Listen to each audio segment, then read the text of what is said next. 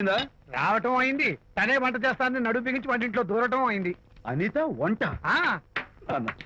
నాకెందుకు నాన్న ఇంత అన్యాయం చేస్తావు? అన్యాయమా? నేను నీకేం ద్రోహం చేశాను? నువ్వు ప్రాణత్యాగాలు ఉడికట్టున్నావు.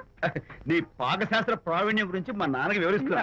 నాన్న, ఎవడైనా సరే కత్తితో పొడిచాడు అనుకో చచ్చిపోతారు, బాంబు పేలి చచ్చిపోతారు, యాక్సిడెంట్ అయిపోతారు. కానీ అదేం తమాషాను, అనిత వంట తింటుంటే మధ్యలో నుంచి ఏ బాధ లేకుండా హాయిగా టపాగట్ట. అయ్యో చాలా టాలెంట్. ఏదో ఆడ మనిషిలే నిల్లు కదా అని కమ్మగా వండి పెడతా అనుకున్నాను. అదెంత బుద్ధి తక్కువ నాకు ఇప్పుడు అర్థమైంది. నీ బాడీ నచ్చి నాకేం అక్కర్లేదు. Good bye. నాకు తెలుసు నాన్న, నువ్వు బాపు గారితో దిగిన photo.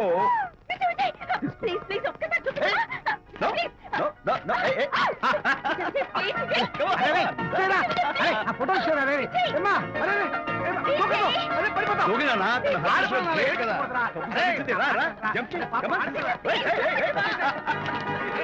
Okay okay okay okay ఏం చేస్తావు చేసుకో. నిన్ను నాన్న కొట్టావా నిన్ను?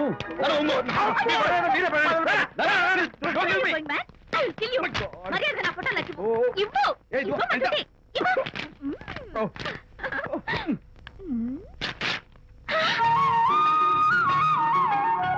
ఈ ఫోటో చూస్తుంటే నాకు గాల్లో తెలుసున్నట్టుంది.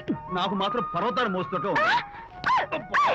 నిన్ను. Sorry sorry I love this Vijay. Thank you thank you. It's okay.